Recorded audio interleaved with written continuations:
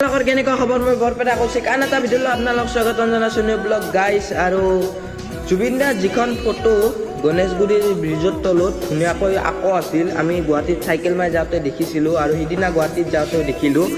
আৰু সেই পেইণ্টিংখন কি কৰিছে, আধা জুবিন দা মাৰি দিছে আৰু আধা ওলাই থৈ দিছিল। আৰু আপোনালোকৰ মাজত মই সেই ভিডিঅ'টো দিওঁ বলক আগতে।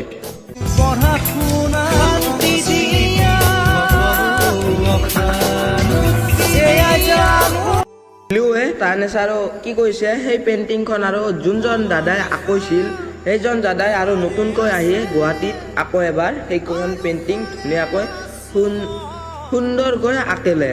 আৰু এতিয়া যদি ভিডিঅ'টো ভাল লাগিছে লাইক কমেণ্ট ছাবস্ক্ৰাইব, আৰু আপোনালোকৰ মাজত এইটো ভিডিঅ' আৰু দিওঁ বলক।